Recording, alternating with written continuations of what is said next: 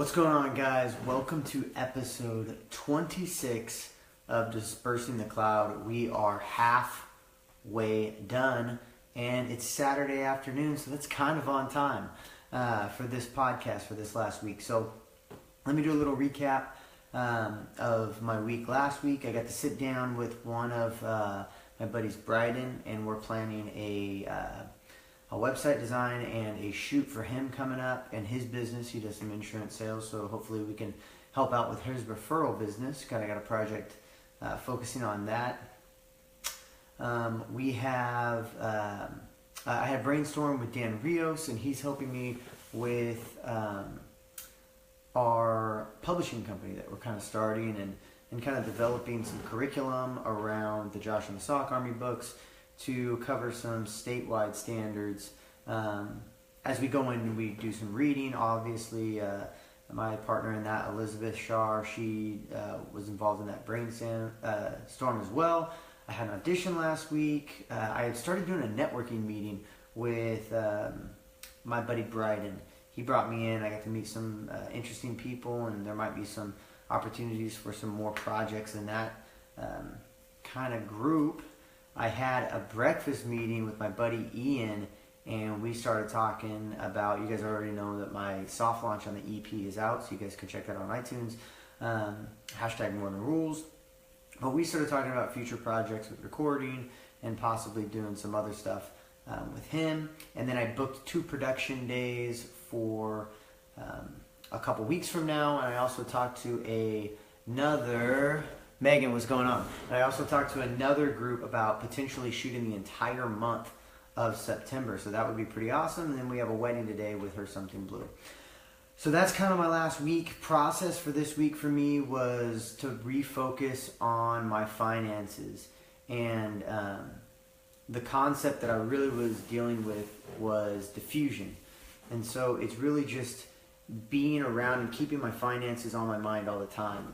One of the phrases I used, or one of the books that used, was osmosis. I had a really cool conversation with Casey Cleveland today as I was getting ready to come do this about osmosis and how people would misuse the phrase. So I changed it. And no offense to the guy who used that in his book, but we're going to go with diffusion instead. And so just really immersing myself in the finances of my business, and it really... It started at the beginning of the week with a focus on the book that I read this week, was Rich Dad, Poor Dad. Now, if you guys watch this podcast all the time, you know that I've already read the book a couple times, and I wanted to go over it again because I don't believe I've read it this year. We're 26 weeks in, and I'm 35 books in, so I tend to forget which ones I've read this year and which ones I read last year. But Rich Dad, Poor Dad really addresses the issue of 2 different mindsets and 2 different ways of thinking. You have one way of thinking of go to school, get a good job, and get a paycheck. And the other way of thinking is create your own business and create your own paycheck. And there's attributes to both. The author of the book doesn't want to knock one way or the other way, but he is highlighting the fact that when you do your own thing, you open yourself up to these little tricks and trades, and the tricks is the wrong word. You educate yourself on the way that money works, things that rich people teach their parents and poor people don't. And the reason poor people don't teach their parents, because typically they come from a poor family and their parents don't know any better. And so it's not their fault, it's just they're doing it the way that they've been taught. And so in this guy's particular instance, his name is Robert Kawasaki. He had a rich dad and a poor dad. His best friend's dad owned his own business, and his dad was a professor and made good money doing that, working for the government. And despite his dad making great money, he said he called his dad his poor dad. His rich dad seemed to always do better financially. And so this book kind of breaks it down. I just want to highlight a few points from the book. I could nerd out on this topic for hours because I really jumped in. I read this one, and I went over Richest Man in Babylon again twice. I did both of them twice this week just to kind of just bring it to the forefront of my brain. One of the first keys is to mind your own business, and don't confuse your profession with your business, because those are 2 different things. So if I was to say, hey, what do you do? What's your business? Oh, my business is I'm a banker. Cool, do you own the bank? No, I don't own the bank. Oh, so that's your profession. That's not your business. Minding your own business is to really look at your finances and look at your liabilities and your assets. And in this country, we kind of screw it up. We say that look, I got an asset, I got a house. What, does the house cost you money each month? Yeah, well then that's a liability. It doesn't make you money. Well, I got a car, I got a really nice car. That's an asset, right? Well, do you have a car payment? Yeah, I have a car payment. Well, that's a liability. All right, so first we got to reframe our ideas of like what a liability is and what an asset is. An asset is anything that makes you money where you don't do anything, right? Technically, an asset could be a job, right? But you give your time to the job, but at least you're making money. But a liability is anything that comes out of your bank account. So I'm videoing this on my phone right now. My phone's a liability, right? Because it costs me $85 a month to have unlimited data. So that's a liability. I'm using it right now, but that doesn't make it an asset. We're just talking strictly finance. So once you rethink what your assets and your liabilities are and you actually write those out, you look at it and it hurts your head because you realize you're bleeding money. And it all comes down to financial illiteracy. And it's not our fault. Again, it's our society's fault and it's the world we live in. We are graduating high schools with a foundation of dirt. We have a misconception of what it means to have a liability or an asset. We have no clue. I didn't learn how to do a checkbook until I was in college. And that's something that we learn at home. And it's not my dad's fault. I mean, I was engulfed in sports, so I didn't really need a checkbook. I didn't have a bank account until I was in college. So these are all things that we don't learn. And he talks about digging a foundation. So if you're going to build a house, right, you can pour a 6-inch slab and build a house anywhere, right, in America. 6-inch slab, and that's going to handle it. But if I want to build a skyscraper, right, if I want to be rich, quote unquote, if I want to be Donald Trump, I can't have a 6-inch foundation of finance. It's not going to hold. As soon as I start trying to do stuff, the weight's going to be too much and it's going to crumble on my little finance, right? We don't spend any time on learning about finance. He makes the argument that you need to dig down. Before you build a skyscraper, you don't pour a slab. You have to dig down 10, 15, 20 feet and build a foundation down there, right? And so that's how we need to approach our financing, and we don't do that. So again, kids today are graduating with dirt floors. And part of that is everything that we do around finance is emotional, right? And so it says to control your emotions.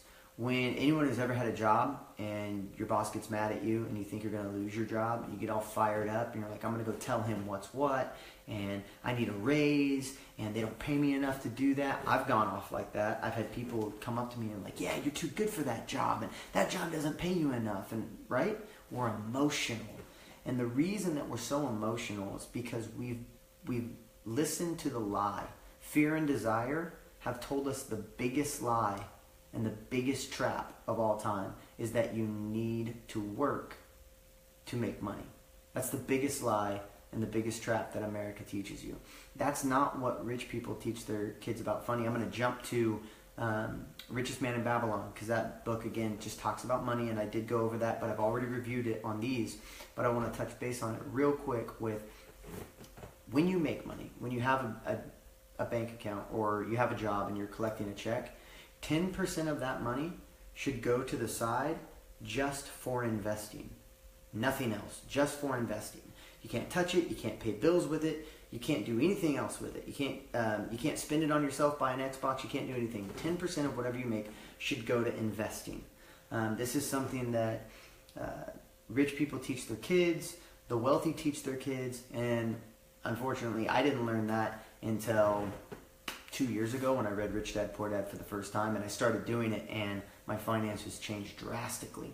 I now have 3 different businesses that I'm starting, a couple different projects that I'm investing in. Now I don't have any money, right? Because all the money that I've put aside, I put into projects to make me more money. And when that money comes back, I'm going to take it, I'm going to put it into more projects to make me more money. That book talks about, and Rich Dad Poor Dad talks about money working for you. This was extremely, we're going to talk about taxes real quick. So when you work, when you have a paycheck, right, you're getting taxed roughly at 35%, 40%, which means, right, that you're working from January till May for the government. June to December, that's your money. But you literally work 5 months out of the year just to pay your taxes. That's insane. That's part of the reason why rich people or people who own their own business or start their own corporation do so, is because they don't want to pay 35%. They'd rather pay 10% or 25%, depending on how they allocate their corporation. And this isn't hard stuff to learn. We just don't know about it. You don't know about it because no one's taught you about it. So I learned about corporations a couple years ago. Corporations aren't actually buildings. They aren't actually things. They're literally just folders in a file, right, on record with the state. And that makes you a corporation. So now I, instead of paying 35% to the government, I pay 25%. I save 10% of all the money that I make just by starting a corporation. And so, again, we get on CNN, we get on Fox News, and we look at people like Donald Trump, like our president, or Elon Musk, and we look at these people who are billionaires, and we say they're avoiding paying taxes and yada, yada, yada. Come to find out, Bernie Sanders is paying 13% taxes, and it's probably because he has a corporation set up as well. This is just stuff that the richer people know, and we don't. 1913 changed everything when it came to taxes. We have this is a quote from the book, we have a very funny way of not learning from our history, just telling the stories. So in England, there wasn't tax for a good 50 years after it was established. And then eventually the poor people voted to tax the rich people. Well, rich people typically are very good with money, and their brain is constantly working on how to be better with money. So they avoid the tax that is implemented on to them by the poor people, and essentially the poor people end up paying the tax that they voted for. The same things in America. And that's why 1913 is very specific. There was no tax in America. 1913 was the first time that we started a tax on our people. That started as a war tax. I think it was for World War I or World War II. My dates in history are really bad. But we started implementing a tax on our people. And then the richer people, or the people who were great with finance, right? Those are rich people. The people who are great with finance, they started avoiding the tax by working with the law system that we put in place, right? Essentially taxing the poor people who voted to tax the rich people. And it all comes down to two different philosophies, a king philosophy or a Robin Hood philosophy. You ask any teenager today, hey, do you want to be rich? Yeah, I want to be rich. Then you have a king philosophy. You're a capitalist. You just don't know it. But you ask that same teenager, do you think Robin Hood's a cool story? Yeah, steal from the rich, give to the poor. How can you want to be rich and want to steal from the rich at the same time? They're two different philosophies. And essentially, every time you try to steal from the rich, you end up getting screwed. It doesn't work out because the rich are better at money than you. If you want to get the money that the rich has, you have to learn what they know and then use those tools to build your own wealth. And then your family will keep the wealth because you'll teach those tools to your kids. We get really upset at generational wealth, yeah? But it's not really money.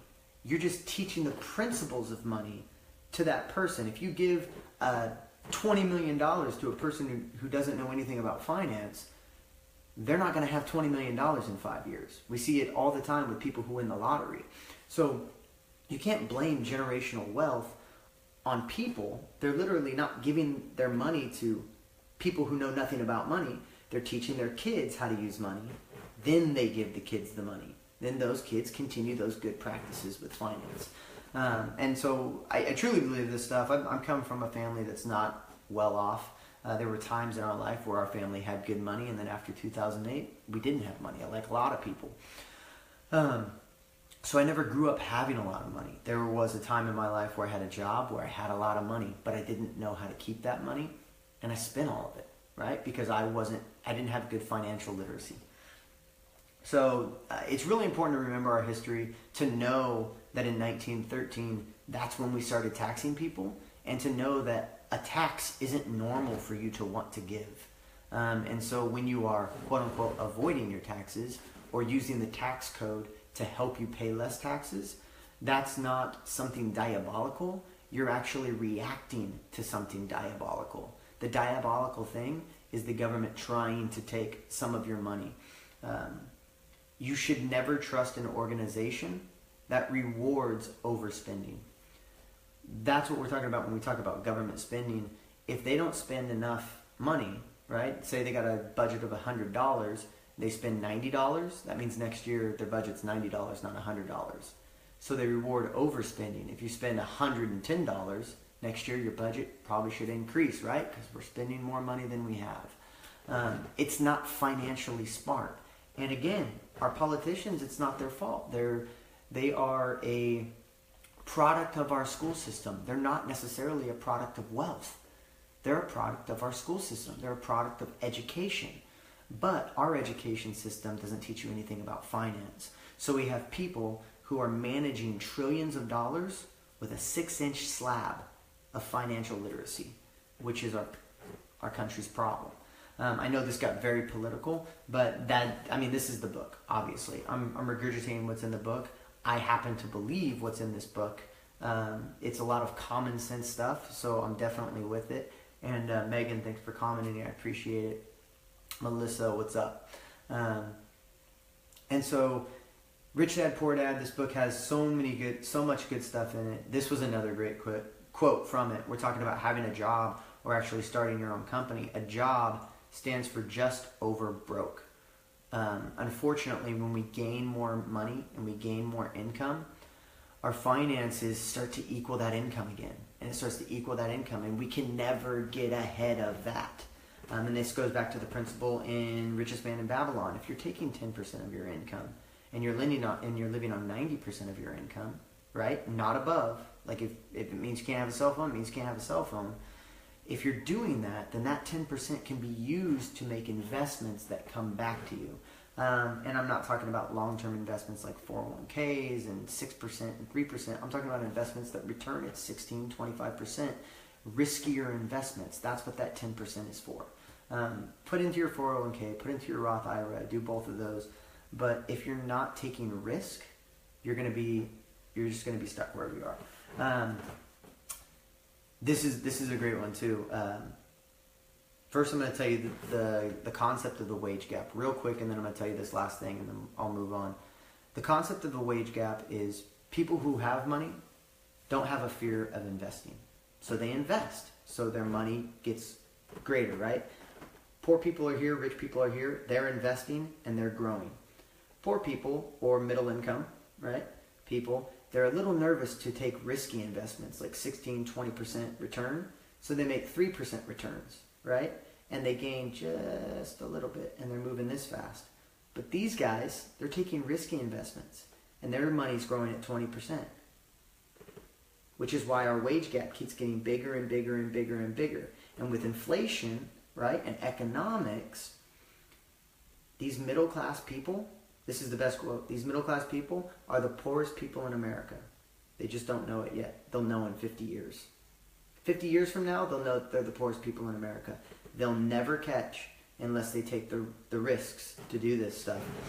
This leads me to this quote. Everyone wants to get to heaven, but no one wants to die. Everyone wants to be rich, but no one wants to quit their great job and try to start their own businesses and try to build their asset column. I talk to friends and family all the time who think what I'm doing is stupid. And then I have other friends who commend me on it and like, dude, I wish I could do it right now, but I can't. I'm stuck with my job, and my liability column's too big. I don't have enough money to pay my liability column, and I can't get out of the job that I have. I can't get out of the mortgage that I have. And so everybody wants to go to heaven, but nobody wants to die. This is the next quote. The soul of a free man looks at life's series of problems. The soul of a free man looks at life as a series of problems to be solved, and solves them. I think this book is a 5-star book. Everybody should read this book before they get out of high school, along with Richest Man in Babylon, along with The Alchemist.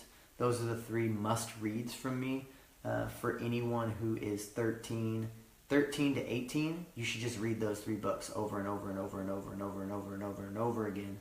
So when you get out of high school, you know exactly what you want to do, and you know how to conquer this world.